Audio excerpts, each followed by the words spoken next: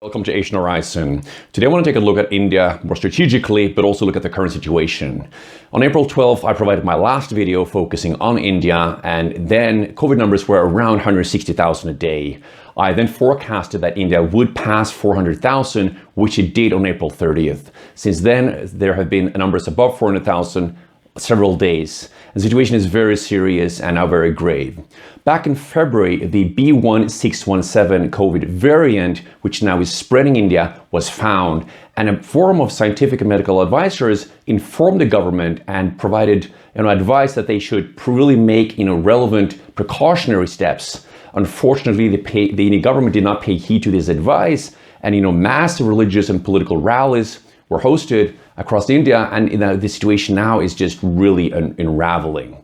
What is really concerning is that the Indian government does not listen to advice by scientific advisors during a pandemic.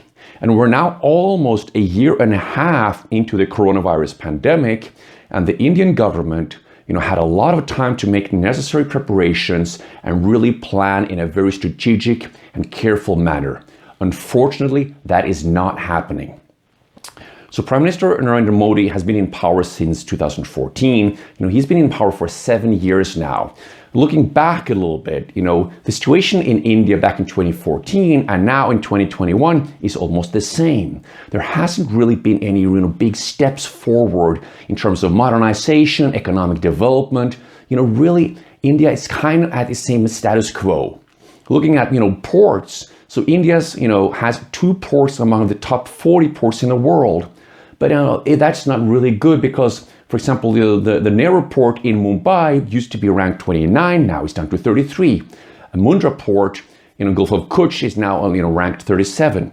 So, for India's population being 1.4 billion, and a lot of journalists and analysts talking about India being a great power, only 2 ports among top 40 is not very good when, for example, Port of Colombo in Sri Lanka and Port of Antwerp in Belgium, very small countries, are ranked higher. To look at China as a comparison, China has 7 of the 10 largest ports in the world. Let me repeat that. China has 7 of the 10 largest ports in the world, and China has 4 of the 5 largest in the world. That in comparison to where India is now, it's an ocean of difference. And a lot of journalists and analysts, talk about, India being a great power and has taken so many steps in economic growth. Look at reality. The reality is that the policies that are needed are not implemented.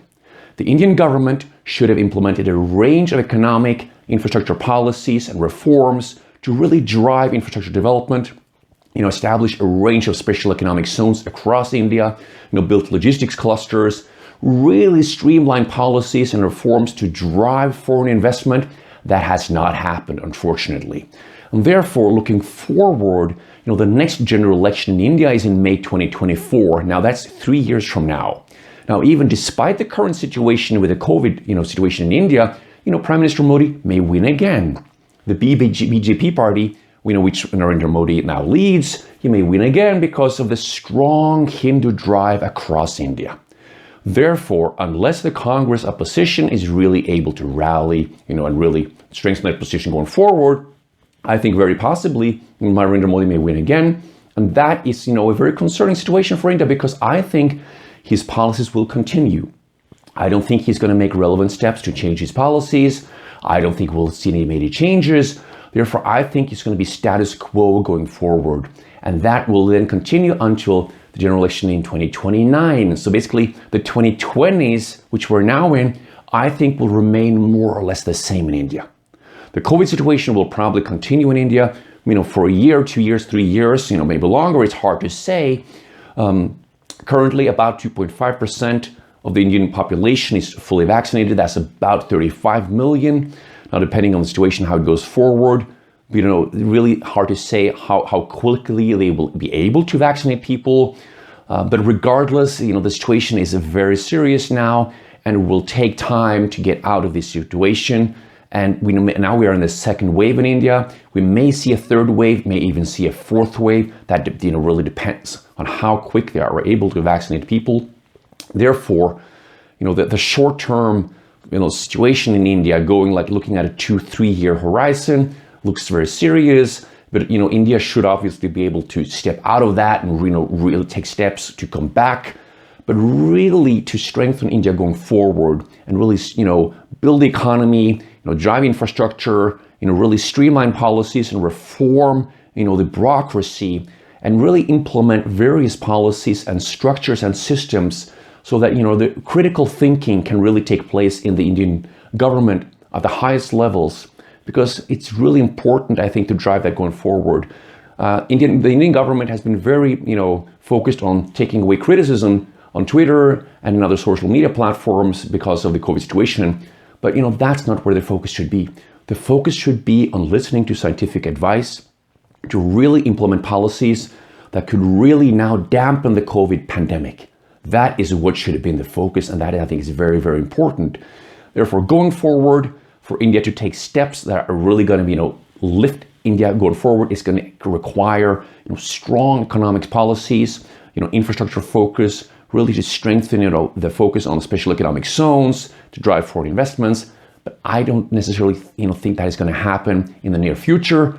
Even though there are infrastructure programs currently implemented, there are some railways built, we've seen a few some highways built here and there, but it's just not enough, because India is a huge country with a vast coastline. India's coastline has an enormous potential, and India as a country has an enormous potential, but even India's inability to develop bilateral relations with Pakistan, with China, even with Bangladesh, prevents India from being able to build important infrastructure corridors into the Middle East, Central Asia, East Asia, and Southeast Asia. And that's very unfortunate, because in reality, India's borders with its neighboring countries are not borders that really provide economic potential, because of its very poor and conflictual relations with its neighbors.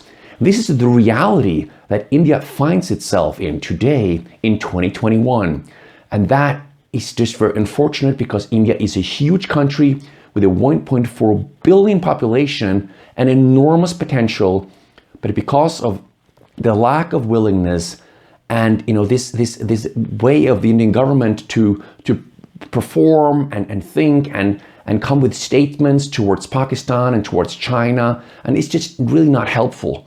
And that's not going to take India forward, and that is what should now really be in focus.